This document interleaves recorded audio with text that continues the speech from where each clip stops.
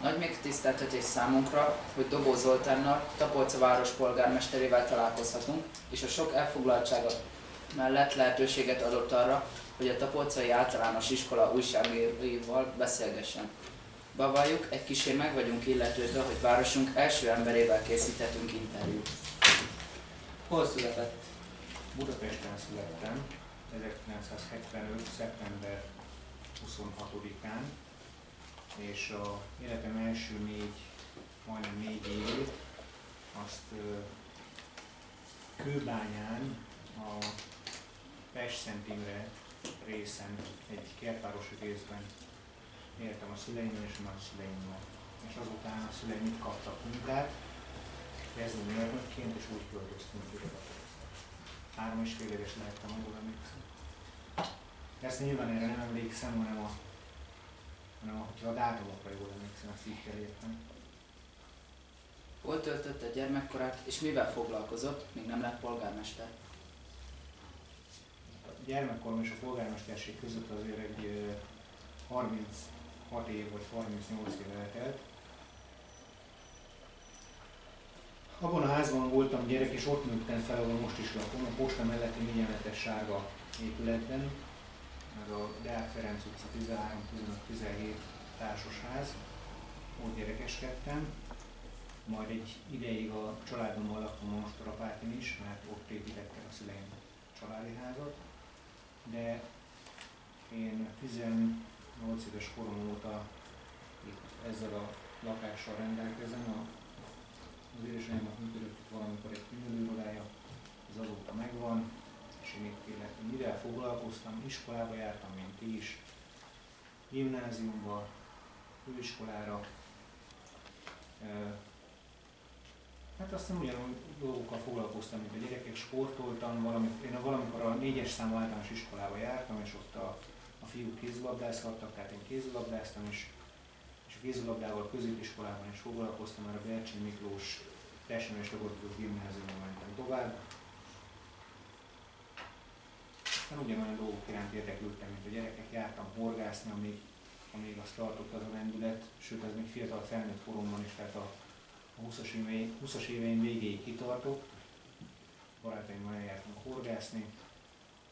A sport mindig fontos volt egész életemben. Foglalkoztattak a történelmi kérdések, nagyon sokat olvastam, sok minden rovására egyébként, ezt el kell mondanom. Tehát akkor még nem voltak olyan csábító elektronikus eszközök, mint a mobiltelefon, meg a táblagép, meg a laptop, meg a nem tudom mi, akkor számunkra az olvasás, meg a moziba járás volt a szórakozásnak továbbnak. Hova járt általános iskolába, és milyen élményei vannak az ott eltöltött időszakról? A reptérre jártam, akkor azt az általános iskolát még úgy vittek, hogy 4-es számú általános iskola, akkor még 5 darab különállóan gazdálkodó intézmény volt Tapolcán. Ez egy testnevelés tagozatos iskola volt, ami nagyon szoros kapcsolatot ápolt az akkori magyar néphadsereggel, amiből később a Magyar Honvédség lett, sőt azt az általános iskolát is a Magyar Néphadsereg építette. Jól ellátott iskola volt, jól felszerelt iskola. Nem kritika, amit mondok, de mostani diák évekhez képest sokkal szigorúbb nevelési intézmények működtek, sokkal jobb fegyelemmel. Én egyébként szívesen emlékszem rá vissza, a meghatározó tanáraim, a Major Ferenc igazgató úr, akire nagyon szívesen emlékszem, a Bőröndi Ferenc tanár úr, akinek most a fiával is együtt dolgozom, és hát végére hagytam, de az egyik legkarakteresebb tanár, aki titeket is tanít, az Hancman László volt, és sokunknak egész életére szóló útmutatás, sok mindent kaptunk mi akkor még a nevelőktől, és azt el szoktam mondani minden fórumon, ahol lehet, hogy akkor még a tanári szobára nem az volt írva, hogy tanári, hanem az, hogy nevelői. Ez nem tűnhet most olyan komoly különbségnek, de majd, hogyha nagyok lesztek, megértitek, hogy komoly különbség. Igen? Vannak-e testvérei? Van egy öcsém, Dubó Istvánnak hívják,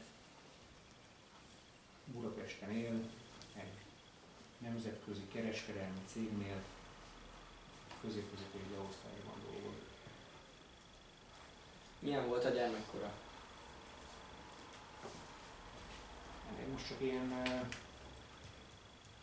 kissé költői képeket tudok festeni a gyerekkoromról. Alapvetően egy másfajta rendszerben, és ez fontos, hogy másfajta politikai rendszerben élt a 1990-ben az ország, és ez a rendszer, ez nagyon sok mindenre kihatása volt, nagyon sok mindent meghatározott, tehát a mindennapjainkat is meghatározta, amit ti el sem tudtok képzelni, hogy hétfőn például nem volt tévéadás, és akkor hétfőn például aki megtehette, az osztrák TV adókat nézte, összesen 2 lehetett nézni, ezt úgy hívtuk itt Tapolcán, hogy Grác 1, Grác 2, mert ott volt átjátszó adó, tehát nem Grác volt az adás, és csak nem hívtuk így. És egyébként kicsit más volt akkor gyereknek lenni Tapolcán, hiszen majd tanultok róla középiskolában vagy főiskolákon, volt egy úgynevezett Ratkó korszak, ami, ha jól emlékszem, 48-tól 57-58-ig tartott. Az akkori egészségügyminiszter után hívták így, mert abban az időszakban Magyarországon nagyon magas volt a gyermekállás, tehát nagyon sok gyermek született, és volt egy demográfiai csúcs, és én úgynevezett Ratkó unoka vagyok, tehát akik abban az időszakban születtek, akik sokan voltak, nyilvánvalóan azoknak a gyermekeik is sokan voltak. Tehát a 73 és 76 között volt a magyar általános iskolákban a létszám csúcs, ha jól emlékszem, tanár úr, de ha nem így van, akkor már tanár úr ezt pontosítja, hogy ne vonják meg utaságot az újságban. És hát rengeteg gyerek volt a polcán, ezzel ezt akartam mondani. Tehát nem is tudom, hogy 2-szer ennyi óvoda volt, és az iskolák is sokkal nagyobb létszámmal működtek, és a tereken, meg az utcákon délután 4 óra után teli volt 6 óráig gyerekkel minden.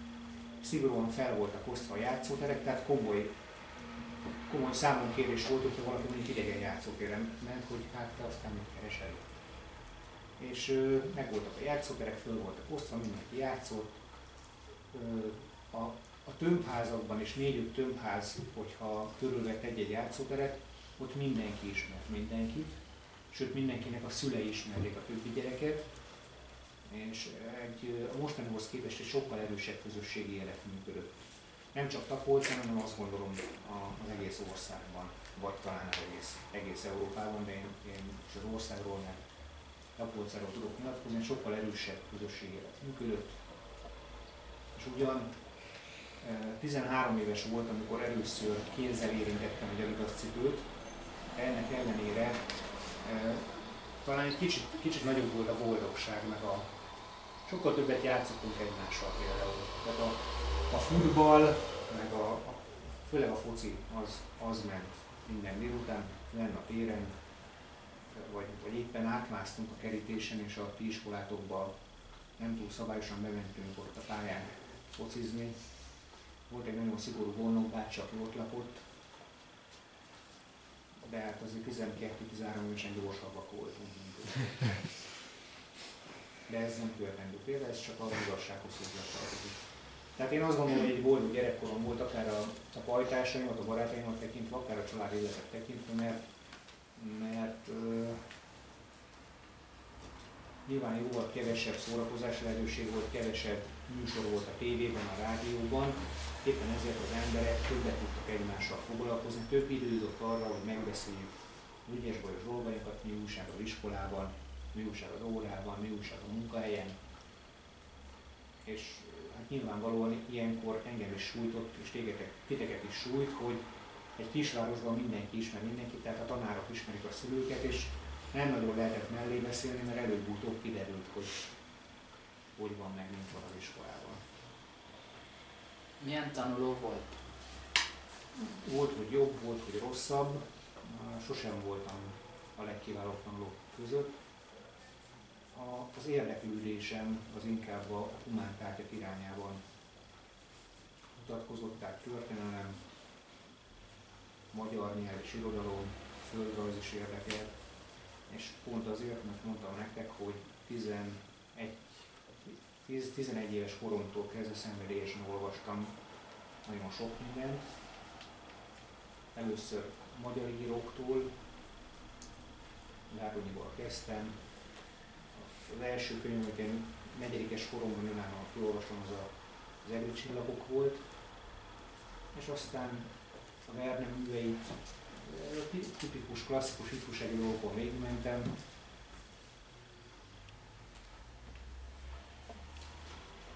Rengeteget olvastam, de akkor ez, úgy olvastam, de akkor ez, azt gondolom, ez nem volt különleges dolog, hanem ez az akkori szórakozásnak ez volt az egyik elérhető formája. Hogy a gyerekek olvastak, és akkor szokás volt, hogy körbeadtunk egy-egy könyvet, amit most tényleg nehéz elképzelni, hogy hetente egy vagy két komolyabb film volt a tévében. Tehát hetente. Nem óránként, hanem hetente. És egy-egy nyugati film, olyanokat mondok, amit nem is tudjátok, hogy mi. Tehát egy-egy nyugati filmről 3-4 hétig beszélgettünk. Nyugati film az, ami nem a kelet-európai régióban készült. Tehát, hogyha voltak ilyenek például, hogy Belmondós, ennek célja, hogy volt egy Belmondó sorozat, azt úgy képzeljétek el, hogy 2 hetente egy filmet adtak le egy színésztől.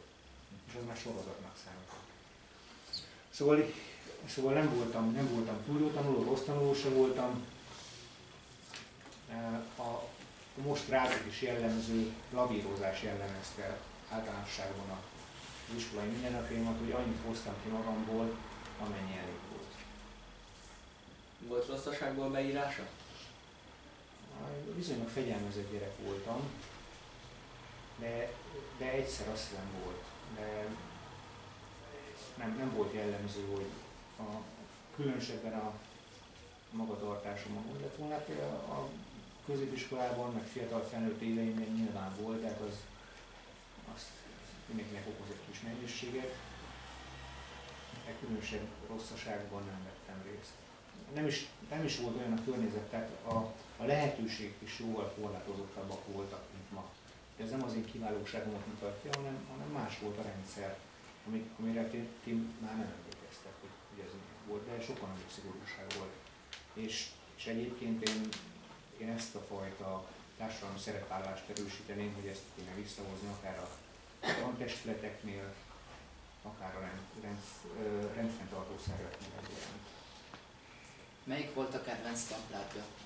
Történelem, magyar irodalom, és természetesen testnevelés, hiszen testnevelés szakos általánosban és középiskolában jártam, és a földrajz is érdekelt. Tehát amiket olvastam, már sokat szóval térünk vissza olvasáshoz, amiket olvastam, az érdekelt, és annak utána néztem, hogy melyik országban mi történt, milyen történelmi események voltak. Tanult idegen nyelvet? Igen, oroszul tanultam, még oroszból érettségiztem is. Aztán nagyon sok kiesett belőle, és angolból nyelvvizsgáztam, de aztán talán az oroszra újra szükség lenne, és úgy látom, hogy egyre nagyobb szükség lesz. Úgyhogy most azért egy-egy orosz szó meg eszembe jut. Sőt, egy-egy orosz mondat. Milyen iskolákat végzett el az általános iskola elvégzése után? Becsi Miklós testnevelés szakos gimnáziumban jártam Győrbe, aztán jártam Veszprémbe főiskolára, és számviteli főiskolára is jártam. Ezeket nem teljes egészében végeztem el, aztán vámügyintézői végzettségem van, alapkülker végzettségem van, és van egy társasházkezelő végzettségem, remélem elmondtam minden. Van olyan gyermekkori emléke, amire szívesen gondol vissza? Hát rengeteg, persze.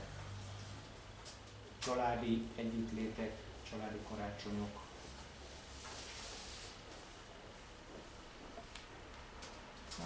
Rengeteg minden. Máshogy nyaraltunk abban az időben, nem volt nagyon ritka volt az, hogy külföldre ment valaki nyaralni. Egészen különleges dolognak számított, hogy a külföldre tudtak elmenni a családok nyaralni. Akkor még volt egy olyan állam, amit szerintem addigra már megszületettek, úgy hívták, hogy Jugoszlávia. Azt tudja valaki, hogy hol volt Jugoszlávia? Igen. Nos? Magyarországtól délre. Így van. És abból hány állam lett? 5 vagy 6. Mondhatjuk azt, hogy számtalan, tehát nagyon sok állam lett belőle. Akkor mi úgy hívtuk, hogy Jugoszlávia, és Jugoszláviába, sőt, szlengel Jugóba jártunk nyaralni. A mostani Horvátország területére jártunk egyébként a szüleimmel, de hát mondom, 13 éves volt, amikor először tudtunk elmenni. De nekem az rendkívül csodálatos volt, de pont olyan csodálatos volt a nagyszüleimnél az Alföld anyavilágban nyaralni, ahol akkor még működtek a nagy mezőgazdasági vállalkozások, a nagy állami gazdaságok, és ott gyerekként traktorozni, meg kombányra ülni, meg csupa-csupa élmény volt. A anyai nagyszüleim az Alföld anyavilágban laktak, az apai nagyszüleim meg ott, amit mondtam, hogy hová születtem, és akkor egy hónap itt, egy hónap ott itt telt el a nyári szünet. Az Alföldi anyavilágon ott láttam, hogy megy a mindennapi gazdálkodás, az állami gazdaságokban vetnek, szántanak, aratnak, mi újság a tehéntelepen, mi újság a háztáji gazdálkodásban, másik nagyszüleimnél meg múzeumlátogatás volt sok, a fővárosi mozikból jártunk a kopával, hát ott meg a polgári életnek az alapjait sajátíthattam el. A családjáról is megtudhatnánk néhány információt? Milyen információkat?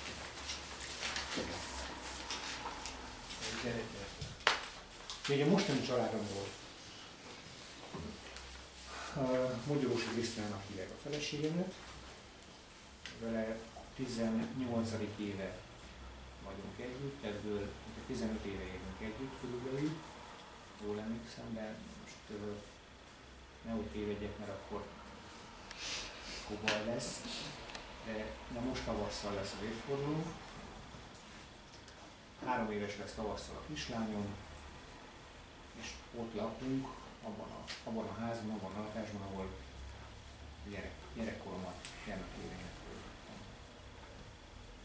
Miért döntött a politikai pálya mellett? Akkor én ezt nem gondoltam politikai pályának, én egyszerűen csak közéleti pályának gondoltam. Úgy éreztem, mint amit ti is sokszor éreztek, hogyha tévét néztek, vagy valamit néztek, bármilyen eseményt, hogy hát lehet, hogy ezt én is tudnám csinálni, vagy még jobban is, vagy legfőképpen máshogy tudnám, vagy szeretném csinálni.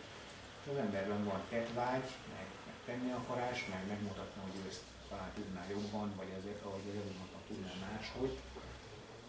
És az a máshogy lehet, hogy az a jobb, és ezért indultam el politikába. Mi a legfontosabb dolga a város polgármesterének? Nincs legfontosabb dolga, sok fontos dolga van. Inkább azt mondanám, hogy a küldetés egy polgármesternek az, hogy a közjót, a közmegelégedést valamilyen módon megvalósítsa. Hogy mi a közjó, meg a közmegelégedés, az egy világ legnehezebb kérdése. Ez olyan, mintha arra lennék kíváncsi, hogyha most meghívnálak titeket egy süteményre vagy egy vacsorára, akkor mi legyen az az egy valami, ami a legjobb. És valószínűleg annyi fajta vélemény lenne, ahányan az asztal mellett ültök. És ugye az embernek az a dolga, hogy egy olyan megoldást találjon bizonyos kérdésekre, amit majdnem mindenki el tud fogadni, és majdnem mindenki szeretni fog. A várost üzemeltetni kell, vezetni kell, bizonyos értelemben az élen kell állni, sok mindenben meg kell mutatni, hogy mit várunk magunktól, és természetesen meg kell hallgatni azokat az embereket, akik bizalmat szavaztak nekem, és képviselni kell az ő értékrendjüket, gondolkodásmódjukat. Milyen tervei vannak a jövőre vonatkozóan? Ugye ilyenkor szoktunk a rövid távú, hosszú távú tervekről is beszélni. Nekem személy szerint? Igen. Az én személyes terveimben az szerepel, hogy egy olyan polgármester legyek, ha most a szakmait nézzük, amivel a város nagy többség elégedett, és a döntéseimmel, a világnézetemmel, az elképzelésemmel azonosulni tud a város, vagy ha másik oldalról nézzük, akkor úgy szeretnénk dolgozni, hogy a lehető legnagyobb mértékben figyelembe tudjam venni azokat az elvárásokat, jogos elvárásokat, amik a munkámat illetik. Mert ugyan a polgármesternek nincs főnöke a szó klasszikus értelemben, de aztán mégiscsak van Tapolcán 17.600 körül, mert körülbelül annyi a város lakossága. Tehát szeretnék úgy dolgozni, hogy azzal elégedettek legyek. Aztán nyilván vannak magánszemélyként is terveim, családommal kapcsolatban. Én azt gondolom, hogy még ahol elfér egy gyerek, ott lehet, hogy elfér kettő is. Hát körülbelül ilyenekre gondolok. Fárasztó munka a város vezetőjének lenni? Megkérdezem, hogy például fárasztó munka mondjuk ápolásnak. Igen, hát ez is fárasztó, csak máshogy fárasztó, és nem kevésbé, meg nem jobban fontos, mint más. Ez nem csak egy munka, ugye itt egyfajta bizalmi viszonyban van az ember a város egészével, vagy a nagyobbik részével, és hogyha valaki szívsebész, vagy rakodó munkás, vagy halász, vagy tanár, vagy diák, akkor hasonló elvárások illetik meg, mint a polgármester, hiszen egy diáktól is elvárja a szűkebb, tágabb környezete, hogy azokért a dolgokért, amit hívhatunk törődésnek, szeretetnek, polgármester esetében bizalomnak vagy fizetésnek, azért viszonzás jár. Például a szüleink tisztelete, szeretete, vagy egy tisztességes városvezetés. Nem is véletlenül osztottam ki a névjegykártyámat, mert én egyébként mindenhol ott vagyok, biztos nagyon sokan láttatok már sok helyen, és nem csak protokollrendezvényeken. Úgyhogy a válaszom az, hogy éppen annyira fárasztó, mint minden más munka, amit az ember próbál szívvel, lélekkel, meg tisztességgel elvégezni. És éppen annyira nem fárasztó, mint hogyha valaki elmegy egy kovácsműhelybe, és egész nap csak azt néz, hogy tudja elkerülni a kemény. Ha újra kezdeném, milyen foglalkozást választanak? A lányomnak szoktam már mondani, mert nagyon, nagyon kis okos fejű, hogy tanuljon, mert ha nem tudom, a végén még polgármester lesz belőle, mint az apjából. Nem tudom, a polgármesterség nem foglalkozás, az inkább egy ilyen vállalás vagy küldetés. Ezek most lehet, hogy erősen is hangzanak, de mégiscsak valahogy így van.